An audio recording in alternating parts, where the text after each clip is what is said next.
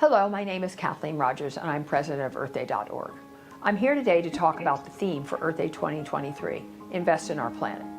Actually, this is the second year we've used the theme Invest in Our Planet because we believe if we all engage governments, institutions, businesses, and the 1 billion people who participate in Earth Day every year, we can solve the world's greatest problems.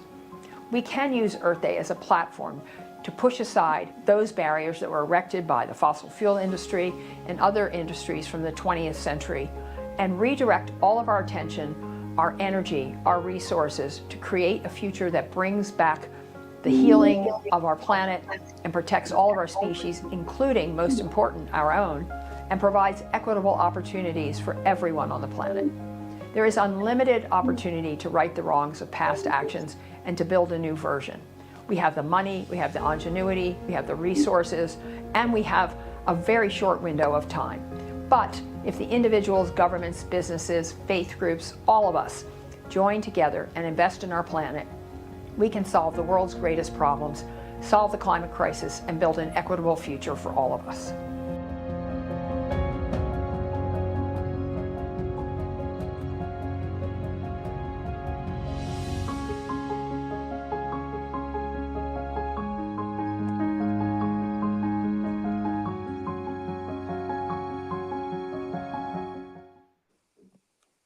Good morning, good afternoon, good night, everybody.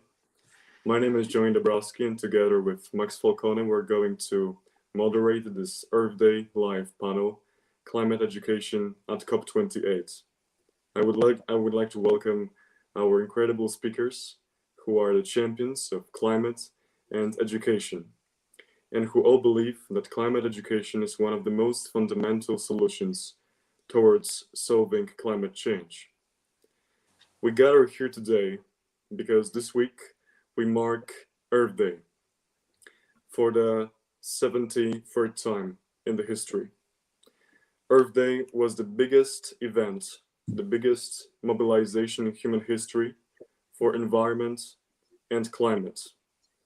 And I'm very happy that together with our speakers, we can discover why we should put climate education first, especially this year during the biggest climate event, which is the COP28 in the United Arab Emirates, and also why we should put climate education first in the national curricula worldwide.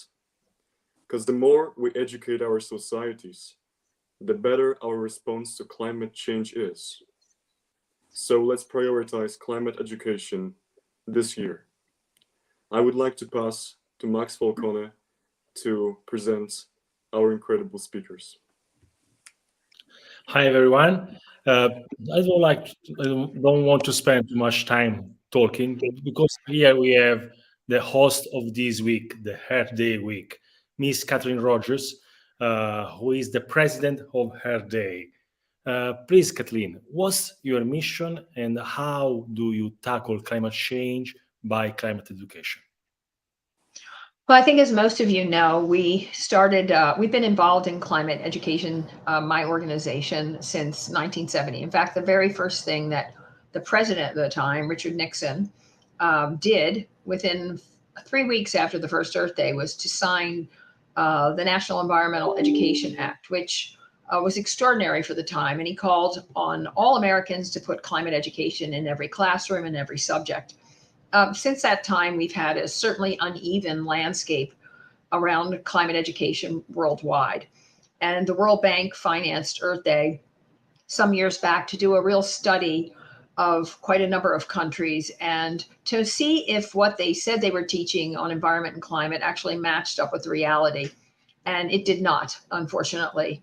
And this campaign that we're running, and through the extraordinary efforts, really not just of Earth Day, but everyone on this panel, as well as 400 million other people who've signed on to the petition for climate education, which is extraordinary. Now, those are groups that are part of large memberships, but even the Vatican and other faith groups have joined us because we all believe that climate literacy will create a pathway to equity in both the green economy, It will teach people civic skills, and it will help them support their governments that are doing the right thing.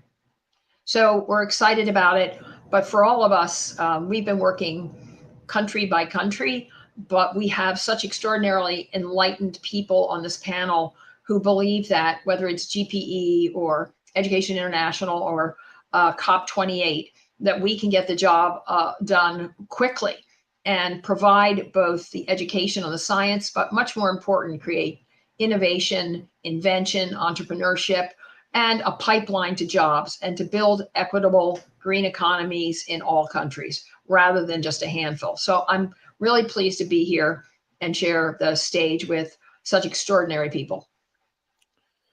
Thank you, Kathleen. You were already quoting some of our speakers. And speaking of quality education, we have here Laura Fijanti, who is the CEO of the Global Partnership for Education. So, Laura, how is your organization tackling climate change to education, and what's education? So, what's your mission? What's education for the Global Partnership for Education? Thank you, Max, for having me. I mean, I'm particularly happy to be here with this fantastic panel and the many people that are watching us to celebrate Earth Days. The Global Partnership for Education, as many of you know, is the largest fund that is exclusively dedicated to financing the transformation of education system in the Global South. We are actively working in more than 90 countries, all the low income, most of the middle income countries. And recently, obviously, governments have been turning to the question of how the education system can be used to actually improve the performance of the countries on the climate change agenda. And if you think about, education, obviously, education has many different dimensions. There is a dimensions of improving individual skills, and so preparing, young people to acquire the green skills that are needed for the jobs of the future that we all hope that are going to be green jobs or more and more green jobs. But there is also the dimensions that education is really a way of creating better citizens. And so is probably the easiest, fastest, and most successful way of reaching out to a very large number of people and teach them all those actions that in our individual life we have to perform, that if done correctly can have a very positive impact on the environment. Let's think about how we recycle, for example. Let's think about how we use natural resources that are accessible to us. Let's think about in many of the global south countries how people can use the limited resources that they have in terms of water, in terms of woods, in terms of soil, conservation, etc., etc. So you see that there is really a big range of things that through school can reach children, and through children, the communities of which they are part. And so we are particularly happy that, we have started embarking on this agenda with many countries, and we have recently put together a framework that will help countries understanding what the right policies are on, to use education for climate change. Thank you, Laura. Thank you, because you said that better citizens we will have better citizens through education. And these better citizens are the citizens who are pushing for results, real output in the next COP28. And here we have Sarah Shaw, who is the partnership department of the COP28. So, Sarah, starting from the green jobs that Laura was speaking of, how is the COP28 managing this concept, and what's your mission? What's your goal? So thank you so much, first of all, for including COP28 in today's panel. I think it's an absolute honor to be in the room with so many wonderful people. When we talk about green skills, LinkedIn launched a report, this was, I think, back in 2021, where it said that there's a 6% increase annually on green skills demand, but the supply isn't there. And that's what I think is a wonderful opportunity for many organizations to consider. How might we support in enabling more capable people to be in the pipeline for green skills as a demand? And education is absolutely key, whether that's from secondary education, so K to 12, or even tertiary education. And one of the things that we are very clear about within COP28 is youth is the key. The first time within the history of COP, we're introducing the Youth Climate Champion, and their role, Her Excellency Shem al-Mazroui, who is also our Minister of Community Development, is to really embed youth and youth's voice and advocate for their active participation within the COP process. And that happens at multiple levels. And just to shed a little bit of light, there's a lot of work that's happening around the world, whether it's the Green Education Partnerships, GPE, our colleagues in the UNESCO. There are a lot of efforts that are there, and what we're looking to do within COP28 is really accelerating that, pushing it forward through coalitions that are all about making reality happen today, not 2 years from now, not 5 years from now. And the UAE is very well known for that. We leapfrog over the last 50 years. If you look at our history, we've done immense work thanks to the guidance of our leadership, and we're very lucky to be in the nation that we live in. Thank you, Sarah. So youth is the key, and education is targeting the youth. But the youth were asking for a better quality education, and teachers are the ones who are providing education.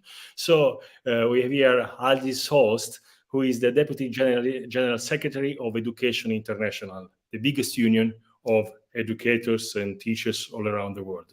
So please, Aldis, what do you think, what's your goal? How are you helping us, supporting us in reaching these goals that we're starting to discover during this panel? Well, thank you, Max. And I'd also thank you all for inviting us in here and for the great work that everyone on this show is doing. I think you started with what the purpose for us is, because the purpose for us as teachers and educators is to contribute as professionals to create the best possible education for our students that is relevant for their future, based on what they see they want. Now, we know that there are very many teachers, and we had registered it, that have been working quite actively on climate change education for a long time. You know, we talk about Earth Day from 1970. We have teachers, again, narratives that are equally old. But we also noticed that it wasn't systematic. It was too much dependent on the individual of them making a specific effort. But if we're going to transform systems, like Laura from GPE also talked about, we have to connect the dots. So we want to contribute with all the professionals that we have, 32 million out there, to make sure that we can put all that knowledge together and to push forward to make a change. So we launched a campaign 2 years ago in connection with Earth Day, and our campaign was titled Teach for the Planet, where our first goal was COP26. Now we've kept it going, and we're going to keep going until COP28 and beyond that, as long as we need. As part of that, we've developed a manifesto where we define what we believe climate change education is. I'll speak more about that later, but also what we think we need as professionals to be able to deliver that quality education on climate change, and the demands that we have to countries, to governments, because they are the ones that give us mandates as teachers. They are the ones that create the framework for education. So we are trying to support our members in this. We are conducting research to give them evidence. We have created a climate network to make sure they can exchange information, experience, both on classroom practice, but also on advocacy strategies. What has worked, what hasn't worked. Share good ideas. And we will continue to support with them, and will work, as I said, first of all, towards COP28, but beyond. But in between, this has to happen every day at national level, because you have to work bottom up. Whatever you decide at the big international meetings will not happen if they're not linked back to what happens on the ground, and that you have systems that support it. So to be linked to what's happening on the ground at the local level. So the civil society is fundamental, and the young people, the young generations, who are, let's say, in the majority, the students, are fundamental in order maybe to co-design the curricula and co-design what they are learning together with the teachers. So, Marlene Garcia, you are the civil society and the young representative of this civil society. Marlene Garcia is the executive director for Uprising International, and at the same moment she is a community education organizer at Youth versus Apocalypse. Can you explain us, Marlene, what's your role, what's your mission, and how do you match what we are discussing now here? Yeah, thank you for the introduction. So with Earth Uprising International, right now we are a nonprofit that is completely youth-led, including our board. It's 100% youth. And we are focusing on centering education and reparative justice and solutions for a just transition and a more equitable and regenerative economy. I'm sorry, can you guys hear me okay? There's like the dog. Yeah, okay. And so we've actually been working a lot on the education side of things, in the sense that so we have different boards, different branches, and each branch is focused on education in a different way or manner depending on the forms of activism that youth are participating in.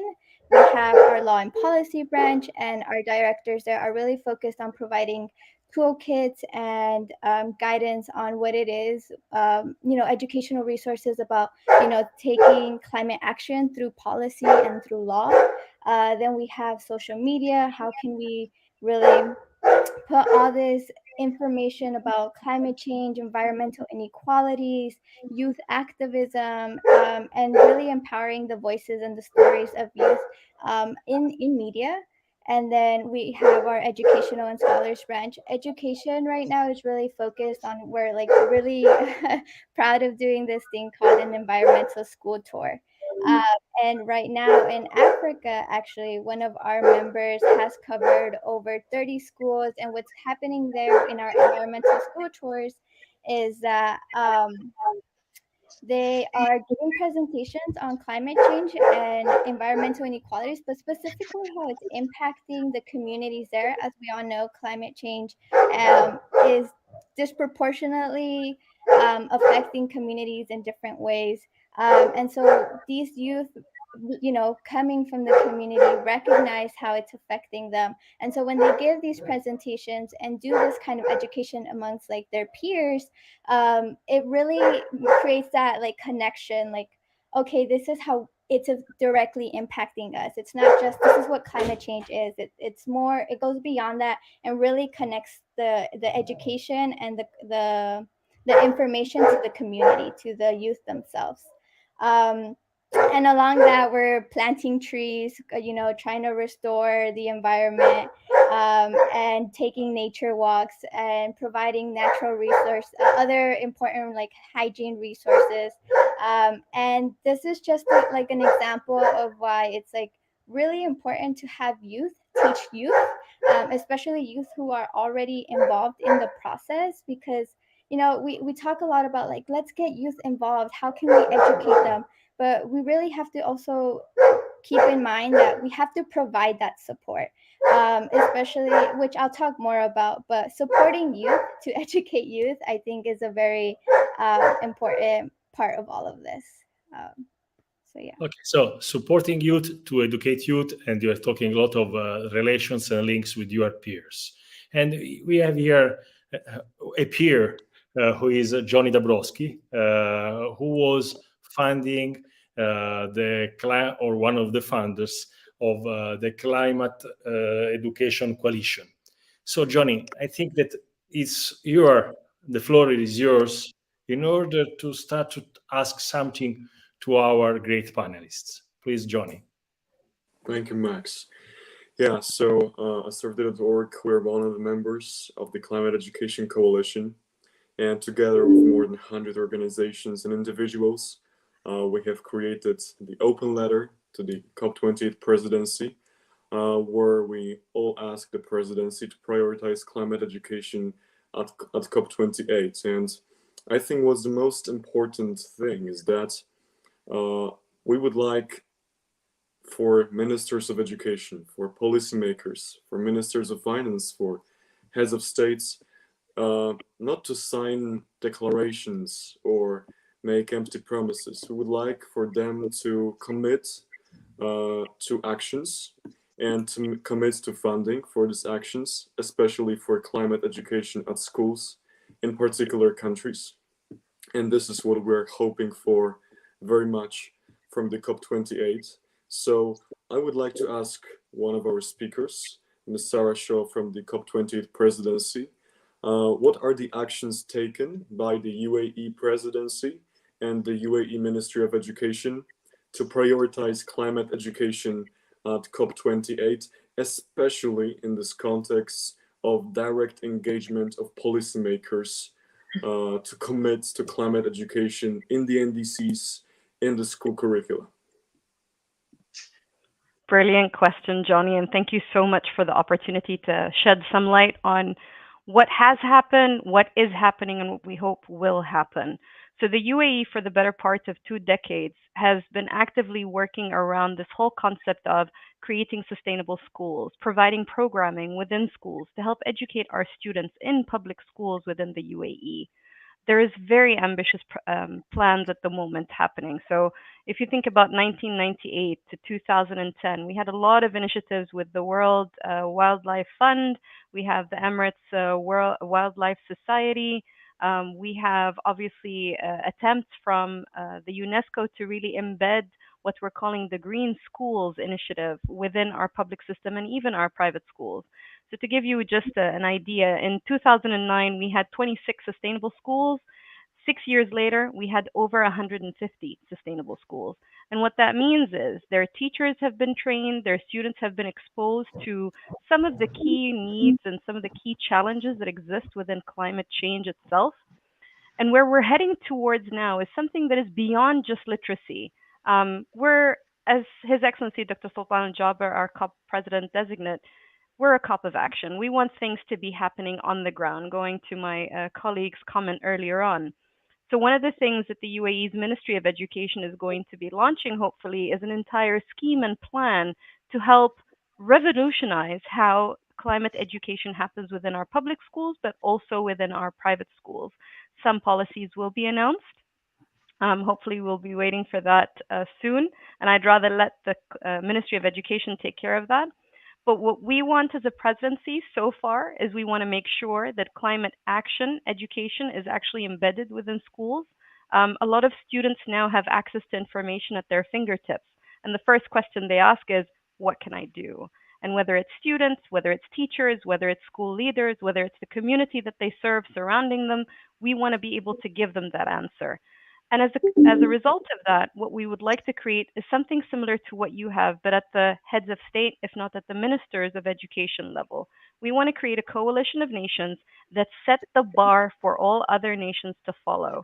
These are the nations that have interest, that are willing to take the distance and go the distance with us, who want to work in a co-creative manner to really build something that's quite unique in the way that it can be embedded within their systems.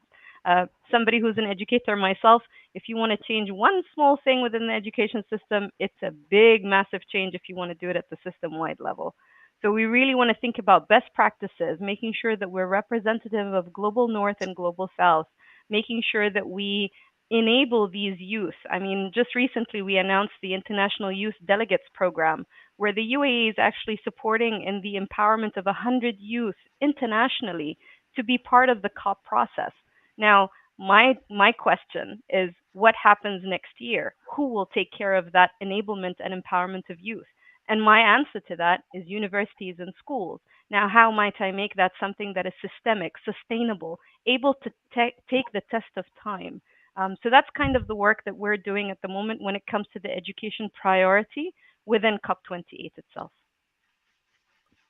So, thank you a lot, Johnny. May I ask something? Because I was inspired by what Sarah was saying, because she's saying that embedding climate education in the schools and training the teachers is the key.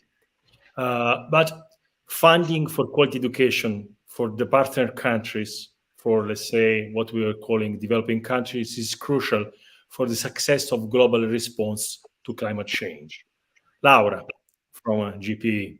So Laura, the CEO of GPE, how are you driving these? So why funding for quality education is crucial for this response to climate change?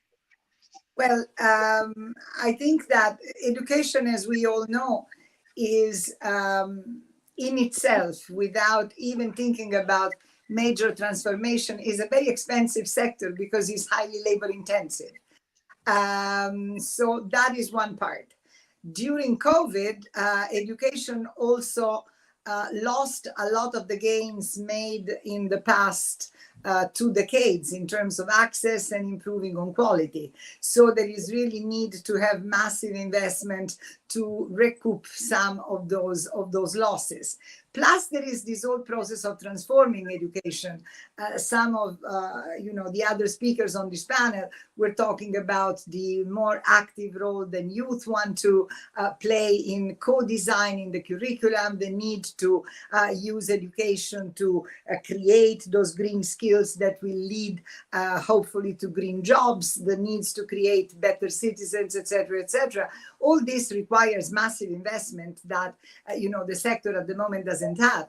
And unfortunately, this is not, how can I say, the easiest moment in the history of global development, because there are so many competing priorities that are occupying the focus of global leaders at the same time. So we really need to argue in a very stringent way the case for education, because education has benefits that go beyond the education sector in itself. And as we are saying, education obviously is important because it transforms individual life, but education is also very important because education transforms society. So by teaching young students, particularly, I would say young girls, because girls, we know that they have a multiplier effect on communities, on their family. They become mothers and they teach things to their children, all the good practices that they have learned.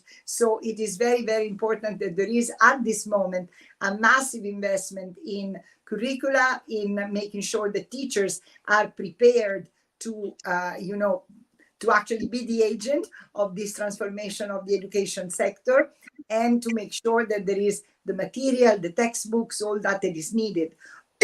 So in this sense, it's really important that at this moment, the leaders of the world put their resources where they think that their heart is. Thank you a lot, Laura, because you said that education transforms individual life and transforms societies.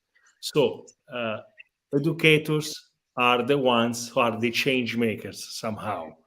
That's why Aldis, connecting to you, so from creating a link between what Laura was saying and the role of Education International. How can we integrate climate education to the school curricula, and what's your role as union in this process? Because if we integrate climate education, as Laura was saying, we transform the individual behavior and we transform the society through your role. So that's your role. How do you do that? And how do we do that? And well, it's a big task, but we believe that we can do it because we want to transform lives. And I love that saying, being a teacher. We're into the T's here, transforming teachers, and I'm coming to more T's. That's why some of us became teachers, because it is a very fascinating job, but it can also be very frustrating when you feel that you want to support this transformation, but you just don't have the framework to be able to do it. And the most important framework for a teacher is the curricular and the education sector plans, as JPE supports developing, because that's the mandate you have as a professional. That's what gives you the space for you to do your job. And if climate change education isn't mentioned in a country's curriculum, it's very difficult for a teacher to create the space in the classroom to make this happen together with their students. Because I truly believe, as I said, that it is about doing it together with the students. And by the way, the most high level of learning is when you're able to share it with others and teach again. So I perfectly support that youth need to educate youth, but teachers can help facilitate that in the classroom. So we need to change curriculums. We had UNESCO did research that across 100 countries, only 53% of national curriculum frameworks include climate change education. And in many of them, it wasn't controversial. It was only to a little extent. And we actually believe that for this to be a proper basis for teachers to teach and students to learn, it has to be something that is transversal. It almost has to be something about the core and the purpose of education in a country. It cannot emerge as a small topic under science teaching or a small topic under another subject. It has to be a collective responsibility given to teachers, to the system, by those responsible, which are the governments in countries. So that must be reflected all the way through. And there are very many ways of doing it. It's also of making all teachers responsible, not just the science teacher or the geography teacher or whatever. This is everyone's responsibility. Then we come to the T's. To be able to do this, you've mentioned several of them, because you need the tools to be able to do that teaching. That means that you need education material that is up to date, that is culturally relevant. You can't use the same tools everywhere, especially when it comes to the youngest children. You start with what is relevant in your community and you work towards the global.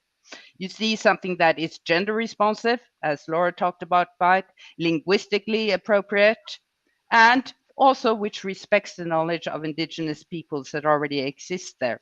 You need time.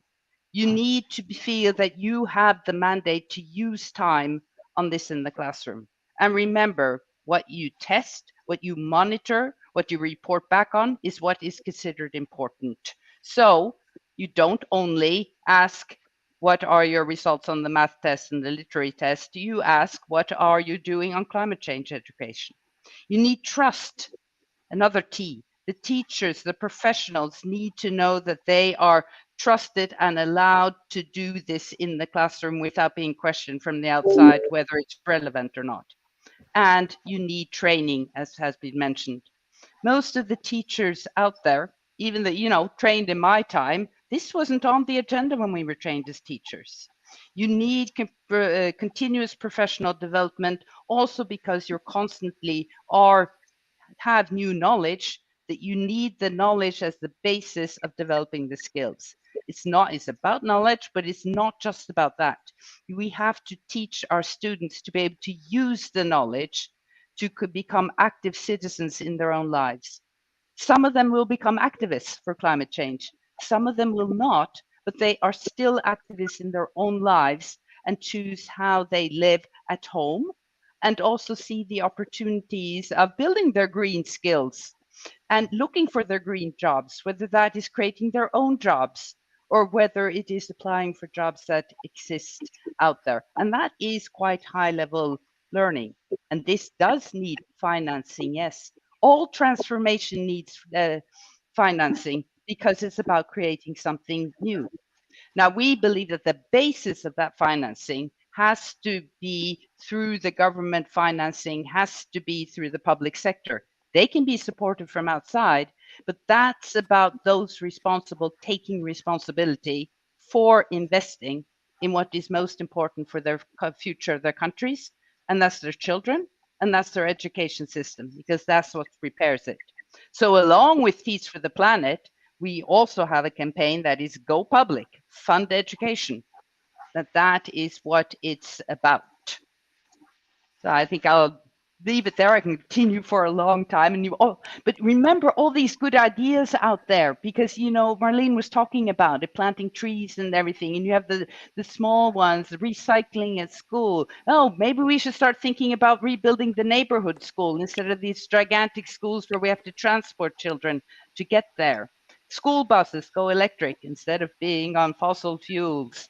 that you reintroduce learning basic skills, sewing, redesigning, reusing, recycling. There's loads of things that can be done, but it has to be put into context and has to be systematized and has to be acknowledged as important. Alice, so you said that this is a fascinating job, and we see that in the passion you have, but there is a huge responsibility. This is the other word you were using. So I would like to ask to the target, and let's ask to Johnny, who was one of the youth or one of the young leaders or activists who were asking for a quality climate education. So, Johnny, please, asking to you and asking to you to relate with our panelists, with our speakers. What's next? Absolutely. What's next from your viewpoint? So, from the students' viewpoint. Well, I think that what Ms. Host also said is that education makes leaders of tomorrow. And it is about the level of education and the quality of education and its content of what leaders would build. And if we want to live in a world where nature, biodiversity is one of the shared values between the policymakers, we need to have climate education provided for everybody. Also for the students that will in the future become the leaders of their cities, countries, of their regions, especially female leaders. And I would like to ask Marlon about the women's education in context of the climate crisis. And what do you think, why does women education and women empowerment have to do with effective climate action, and why we can't fight climate change without justice in the society? Thank you for that question. So there's two parts to this. I'm going to focus first on the women's education and empowerment and what it has to do with effective climate action. As I mentioned a little before previously, climate change and its impacts disproportionately affects communities in different ways. I believe it was mentioned too that women in specifically impacted in a very unique and specific way as well. Specifically with like seeing them having to deal with high infant mortality rates, as pregnant women having less access to health, especially while dealing with the impacts of climate change. So while we have wildfires, droughts, tsunamis, all these, high heat weather, so it's important to educate and empower them in order for them to be prepared to, one, adjust to and kind of mitigate the effects of climate change right now as we work towards reducing its impacts and the way it affects specific communities. Um, and and quite frankly, there hasn't been enough women representation in many spaces, especially in the decision making spaces. So without having their stories, their experiences, and even their ideas to how we can better assist women as they're being affected by the impacts of climate change. Um, they can provide better solutions. So giving everyone the education about how climate change impacts communities in different ways, and like in the context of sex and gender. The LGBTQ plus community too also is impacted in a different way, in a unique way, in a specific way. So, for example, the LGBTQ plus community makes up a good proportion of the homelessness community here um, in California. So when we are experiencing high temperatures, like crazy heat, they don't have the home or the security that they need to deal with this kind of these kind of changes. So they don't have water, they don't have cooling systems, they don't have anything. So again, it's really important that we educate our communities about this, and really that's like the groundwork for one, mitigating and preparing as we reduce the impacts. So that's that. In terms of why we can't fight climate change without justice in society, this one's a very complex question that honestly consists of also a very long answer, but I'm going to try to simplify it as much as I possibly could. The short answer is that intersectionalities or social justice is climate justice. Um, One specific way to see this is that one, like without getting into the complexities of it, humans are part of nature. So anything that happens to us on the social realm of things really just means that we're also advocating for environmental justice. In the more complex answer to this is that, and I'm gonna give an example actually. So for me, I didn't know. I grew up in a community that's in the front lines. I would have nosebleeds, headaches, migraines. In my community, too, there's also high rates of infant mortality rates, youth with asthma, because of the California fires. And so a lot of us couldn't really give an explanation as to why we were experiencing this.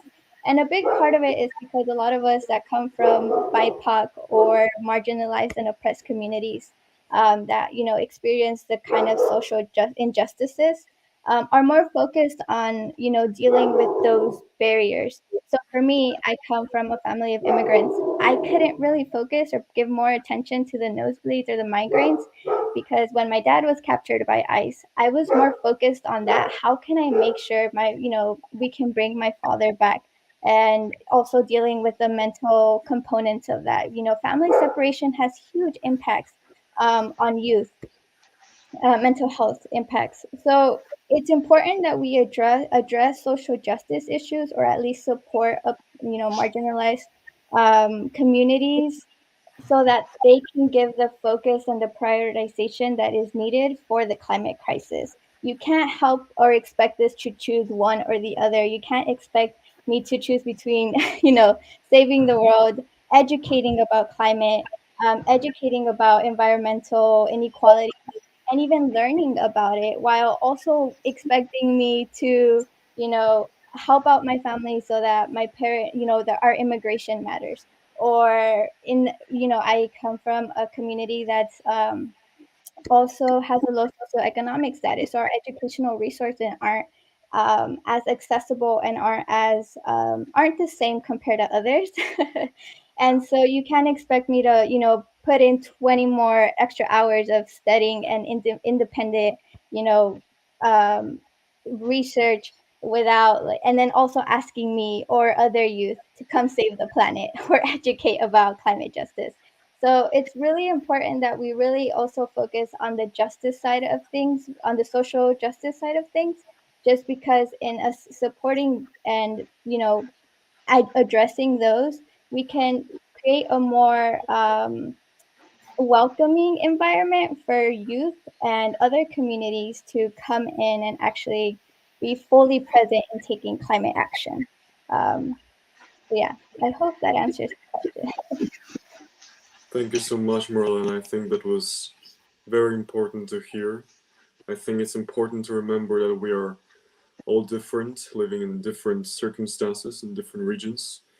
When I could say that climate empowerment in my high school could be to have photovoltaic panels on the roof, it couldn't be said for people my age who maybe don't have schools in their places. And this is the first step in their regions.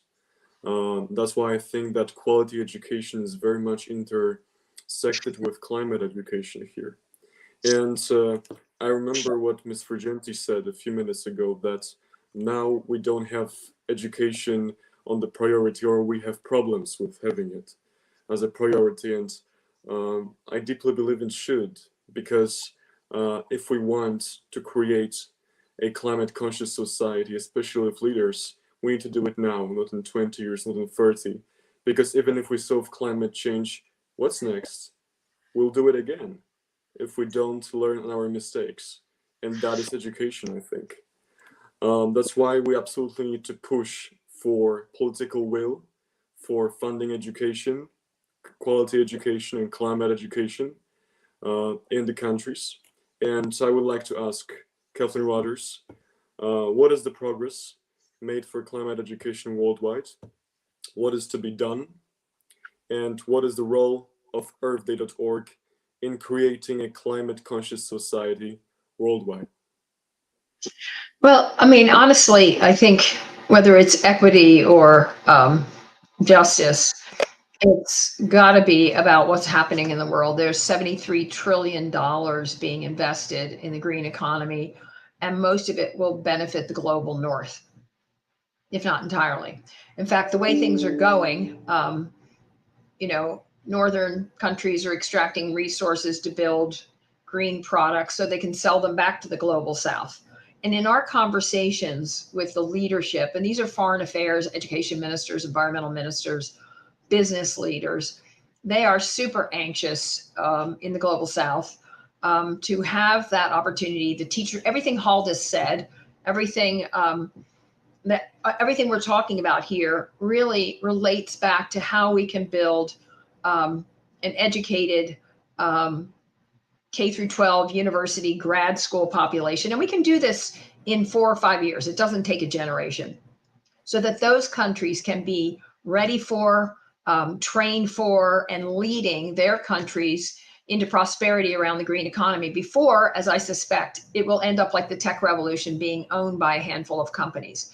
In my experience at TESS and other travels around the world, the finance leadership of the world, of the countries, the education ministers, literally are clinging to the hope that they will be able to raise the money to educate their students all the way through, including grad school, because they think it's a key to developing a pipeline for jobs. They also believe deeply that with the right help, all the things we outlined here, that they will be able to participate fully in the green economy so that they will be, it will be an even playing field, which is currently not at all. And so I found the most extraordinary enthusiasm from Global South leaders because they deeply believe that the key to their current and future prosperity is around education. Now, we have to be, as everyone said, cognizant of the differences of the levels of funding that are available for education. And with the incredible significant amounts of money that GPE is providing, with the push that Education International is doing and the COP presidency, I do believe we can elevate this issue. I learned from Education International that most countries receive less than 4% of their education money from outside their own country. And given they have to raise it from their tax base or property, whatever it is that they use in a formula, it's quite obvious that not all countries have the same capacity to teach and train their students. But it is Earth Day's absolute goal to make climate literacy part and parcel of the green economy. And that means not just educating them on the science, because the science, of course, is very negative, but to really integrate it all through school. And parenthetically, New Jersey is probably one of the most advanced places for climate literacy. They're teaching it in every subject, every grade, all the way down to gym classes. And why? Because they have local New Jersey companies that are global companies that are have their headquarters in New Jersey, are pushing for a pipelines to jobs. That's why we got Microsoft and UPS, and we're working on most of the major US companies for statements that will support what's going to happen at COP28, what's happening with Education International, and support donor countries to the GPE, because we believe deeply that we can, with education and with company support, make sure that every company has access to the curricula, training, and jobs pipeline. That is our goal straight across the board. And interestingly, this is the last thing I'll say, is every technological revolution in the world has had an education component. And the Industrial Revolution is probably the starkest and most straightforward, although the tech revolution was the same. It wasn't the US government or the British government or the now EU countries that pushed for universal education. It was Carnegie's and the titans of industry that said, we need people who can read and write to come into the industrial complex that we're developing, and we cannot do it. So please institute mandatory education around, in the industrialized countries so that they could provide a steady pipeline of jobs. The same thing with the tech revolution in the United States and abroad and everywhere else, where they began to teach how to use computers, making them available for no other reason that they wanted people to come and work there, and they wanted them to buy them. So we have all three components for us. It's jobs, it's citizen participation, it's the green consumer movement, and of course, having people support and or elect governments that will follow that pathway to that prosperity. So for us, even though we're a global education organization and our mission is to educate and activate people, we deeply believe that there's a direct connection between jobs, equity, and climate literacy. Thank you, Kathleen. Thank you a lot for this inspiring review of what we should do and what we are doing. I think that at this point is coming to my mind that we would like to know from each one of the speakers, 1 minute each one, fast answer. If you have, of course you have, which are your plans for climate education at COP28? Let's start from the COP28 herself, from Sarah at this point. Later, I would like to go to Laura, Hildy, Marlene, and Kathleen. You already said, but just to close that. So please, Sarah. Sure. Thank you so much. Although I am not an official representative of COP28, but I am somebody who does work there and is working on the education file. For us, three things, more than anything else, that we would like to achieve by COP28. Number one is to find this League of Nations that are representative of the global North and global South, who are very keen on showing best practices, clear and serious commitments within their education systems. So that's the first one. Within those League of Nations, we would like to identify opportunities for how climate literacy can be embedded, whether you are a global North, you're a global South, you're a SID. We want to show how these practices can be implemented and provide resources for that through those nations. So it's almost like the pioneers for everybody else to sort of be inspired by, follow suit, want to become. So we want to set that bar. And then, like I said prior, we want to have this opportunity to create a platform. When somebody says, I want to go and become climate literate, where is the go-to? Does Khan Academy have that? Does Earth Day have that? What's the platform? And then over and above that, what language is it available in? In the global South, you've got so many different languages, and we have to be able to provide for that open source. And then the last one is we want to make sure that every single COP from this COP has a youth climate champion. In order for that to happen, you need a pipeline of talent who are ready, available, empowered, and capable, and have those networks internationally to make their voice heard within the COP process and to really advocate for some of the things that the youth want to see within the climate change and climate action agenda moving forward. So those are really the three things that we would like to see happen by COP28 through multiple mediums. And obviously Earth Day being a clear partner in making this a reality. We have a saying in Arabic, one hand doesn't clap. You need two hands to make noise. And that's the beauty of teamwork. That's the power of the collective, the power of coalition, as Johnny has created within his own institution. Thank you, Sarah. And Laura Fijanti, Global Partnership Education Goals at COP28. Well, so two different set of things. The first one, obviously, the bread and butter of our work is the work that we do with partner countries. And so we hope that COP being a moment where really the focus, the attention of all the leaders of the world is on this topic, that this will be an opportunity for the leaders of those countries that haven't started the process of reformulating their curricula, rethinking about they can use their education system to support climate change, that they will learn from those that have actually started this process. So that is the first part. We hope to increase and expand the number of countries that are really adopting these changes and introducing them in their education system. Second part, we are partnering with Dubai Cares to host the second education of the Rewire Education Summit. That will also be an important moment to refocus the attention on this particular topic. And then the final point is that we are working together with the World Bank and Save the Children at developing a paper, a document that will actually outline the impact and cost to education of climate change, and identifying transformative investments that actually country can adopt to reduce or minimize this cost. And I think that is really very much at the heart of the conversation that I was briefly having before, that education is an expensive sector that needs more resources than what is currently available at the moment. And so a first good step to be able to ask for more is to demonstrate that you can invest what you have in a more efficient and effective way. So that is one of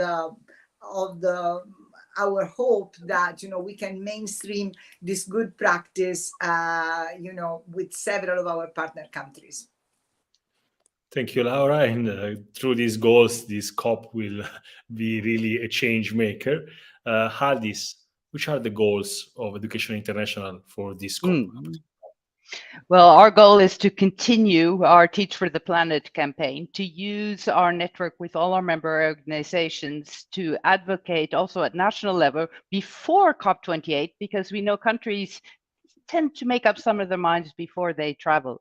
So it's using what we have of channels of social dialogue and of policy dialogue to try to convince countries that they have to commit to this, and that they have to involve their ministries of education, and they have to involve the finance ministries in going forward. We need the trust. We need the tools to be able to transform. But if I may, it's more than this. It's not just about the future. The injustice is already out there. There are children and people all over the world that are living the consequences of climate change every day already. And it's those who have least who are suffering most. We see every time extreme weather hits, the whole communities disappear. Schools disappear, yet another reason for why they lose education. We see children in Pacific Islands that are feared their whole home country will disappear. We need also to support them, whether it's early warning systems, whether it's making sure that the buildings are as safe as possible so that you don't become a double victim of the climate change that's out there, both now and in the future. So we need also to make sure that we take care now. It broke my heart during the pandemic that you had schools that didn't even have rainwater collectors so they could wash their hands. Some of it is very easy to do, but we need to care and we need to finance it, even if it's little, and we need to act. Thank you. And thank you, Hadi. And Marlene, your goals, the goals of your organization at COP28. So for us, there's also two parts to it. The first part is being able to bring more youth voices, that is diverse, that's very inclusive, who normally don't have access to these spaces, whether it's because of funding, not having logistical support, safety reasons, the list can go on. And just, provide them with the training and the support that they need to be able to go to COP. Actually, at COP27, we were able to take over 20 youth, which was honestly something we take a lot of pride in. It was, based on like our structure, we're very diverse and inclusive. So we were able to bring more youth voices, and we're not constantly seeing the same ones, so that they can bring their experiences, their perspective, their knowledge. And then the second part is, we're working on creating a plan so that, before we even go to COP, we always work on campaigns and, plans that focus on educating others about youth in the environmental activism space and just advocacy overall. Because, we really believe that, in all spaces, youth and adults can be allies, specifically in a way that's like very healthy, and it should just really be focused around the idea that, we can learn from each other. We're all teachers and learners. It's not just, one always trying to, and I really can't think of a better word, but like control or, feel superior than the other. I think there's definitely two ends to the spectrum, and being an adult ally to youth really should be more about how can we support and learn and teach, one another. So that's what we're focused on, moving to COP, or on our way to COP. Thank you very much, Marlon. I would like to ask Kathleen to also describe Earth Day's goals for COP28. And also I would like to ask you to finish our panel with inviting our viewers as well as our speakers to this year's Earth Day. Yeah, thanks. And thanks, everybody. Our goals are, like many of the other speakers articulated. First, we want it to be a negotiating point at the COP. I think it's really important. I think the leadership already is talking about that. We're hoping that the COP presidency will be able to push that as we spend the next 8 months moving there. Finance, of course, is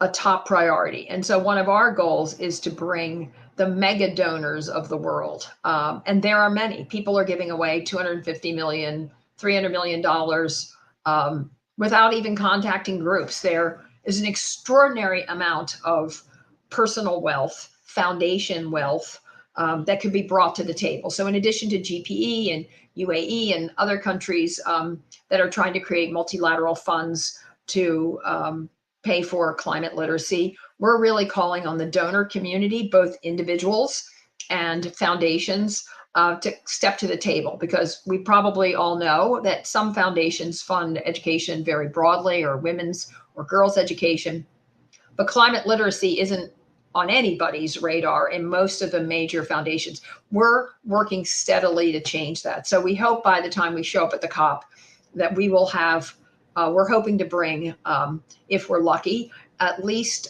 people who are capable of putting $1, $2, $3 billion out on the table, so that GPE and others can work with them to direct the money in the most important ways.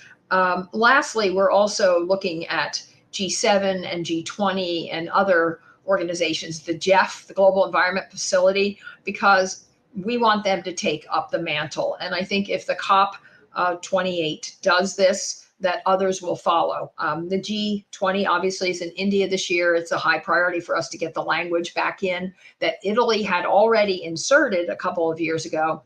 Our goal is to get it back in there, pave the way for everything that the COP presidency is doing, the GPE is doing, that Halldis is doing, that the youth are doing.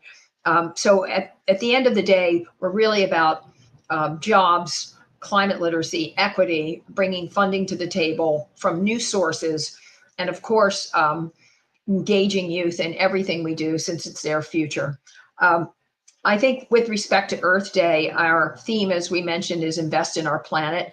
And one of the keys is our second year of the theme. It's been incredibly effective. People are using that hashtag everywhere because it's all about companies, business, faith groups, individuals, and in the environmental community, which has shown no proclivity towards education themselves, to get everybody to invest in different ways. And it is our hope that the billion people that learn about, are educated, during the Earth Day process will understand how important it is to support climate literacy and its connection to jobs and equity. So thank you all. Earth Day is always one of those monumental things that we at least assist in making happen. So the more people that participate in it and know about the efforts of all of you, the better off we'll be.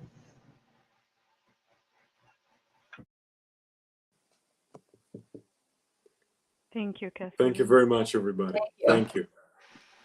Thanks, everybody. Talk to you all soon. Thank you, everybody. Absolutely. Bye-bye.